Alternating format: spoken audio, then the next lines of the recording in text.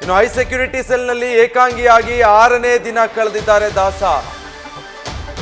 ಸ್ನೇಹಿತರು ಕುಟುಂಬಸ್ಥರಿಂದಲೂ ಕೂಡ ದೂರ ಉಳಿದು ಮೌನಕ್ಕೆ ಶರಣಾಗ್ಬಿಟ್ಟಿದ್ದಾರೆ.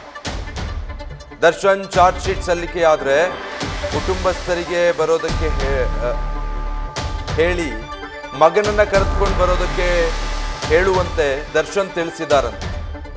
ಜೈಲು ಅಧಿಕಾರಿಗಳ ಬಳಿ ಇದನ್ನ ಹೇಳ್ಕೊಂಡಿದ್ದಾರಂತೆ ಆರೋಪಿ ದರ್ಶನ್. ಈ ವೇಳೆ ಅಭಿಮಾನಿಗಳ ಬಗ್ಗೆಯೂ ಕೂಡ ದರ್ಶನ್ ವಿಚಾರಿಸಿದ್ದಾರೆ. ಜೈಲು ಸಿಬ್ಬಂದಿ ಮೂಲಕ ಹೊರ ಜಗತ್ತಿನ ಮಾಹಿತಿಯನ್ನ ತಿಳಿದುಕೊಂಡಿದ್ದಾರೆ. ಅಭಿಮಾನಿಗಳು ಜೈಲಿನತ್ತ ಬಾರದಂತೆ ನೋಡಿಕೊಳ್ಳಿ ಅಂತ ಕೂಡ ಜೈಲಿನ ಅಧಿಕಾರಿಗಳ ಬಳಿ ದರ್ಶನ್ ಮನವಿ ಮಾಡಿಕೊಂಡಿದ್ದಾರಂತೆ.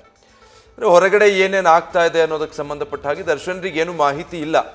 ಈಗ ಅವರ ಪತ್ನಿ ವಕೀಲರು ಭೇಟಿಯಾದಾಗ ಈ ಎಲ್ಲದರ ಬಗ್ಗೆ ಹೆಚ್ಚು ಮಾತಾಡ್ಲಿಕ್ಕೆ ಆಗೋಲ್ಲ, ಯಾಕಂದ್ರೆ ಸಮಯ ಸಿಗೋದೇ ಕಡಿಮೆ.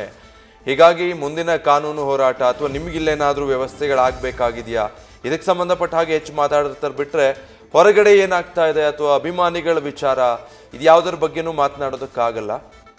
ಸೊ ಈ ಎಲ್ಲದರ ಬಗ್ಗೆ ಜೈಲಿನ ಅಧಿಕಾರಿಗಳ ಬಳಿಯೇ ಮಾತಾಡಿಕೊಂಡು ದರ್ಶನ್ ಒಂದಷ್ಟು ಮಾಹಿತಿ ತಗೊಳ್ತಾ ಇದ್ದಾರಂತೆ. ಜೈಲು ಬಳಿ ಅಭಿಮಾನಿಗಳು ಬರೋದಕ್ಕೆ ಬಿಡಬೇಡಿ, ಈ ರೀತಿ ಕೂಡ ದರ್ಶನ್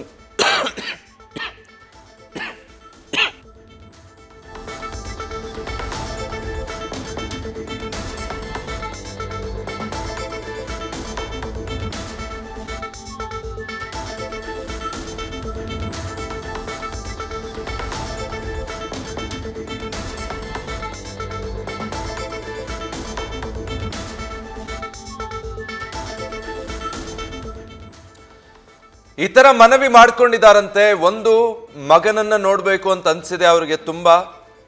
ಸೊ ನೆಕ್ಸ್ಟ್ ಟೈಮ್ ಬರೋದಿದ್ರೆ ಮನೆಯವರು ಮಗನನ್ನು ನೋಡಬೇಕು ಅನ್ನೋ ಇಂಗಿತವನ್ನ ವ್ಯಕ್ತಪಡಿಸಿದ್ದಾರೆ. ಜೊತೆಗೆ ಅಭಿಮಾನಿಗಳು ಹೊರಗಡೆ ಅಭಿಮಾನಿಗಳ ವರ್ತನೆ ಹೇಗಿದೆ ಅಥವಾ ಇಷ್ಟೆಲ್ಲ ಬೆಳವಣಿಗೆಗಳಾಗಿರೋದ್ರಿಂದ ಈ ಪರಪ್ಪನ ಅಗ್ರಹಾರಕ್ಕೂ ಕೂಡ ಎಲ್ಲೆಲ್ಲಿಂದನೋ ಅಭಿಮಾನಿಗಳು ಬರ್ತಾ ಇದ್ರು, ಭೇಟಿಗೆ ಅವಕಾಶ ಇಲ್ಲ.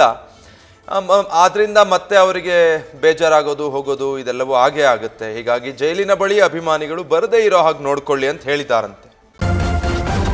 ನ್ಯೂಸ್ ಫಸ್ಟ್ ನಿರ್ಭೀತಿಯಿಂದ ನಿಮ್ಮ ಪರವಾಗಿ.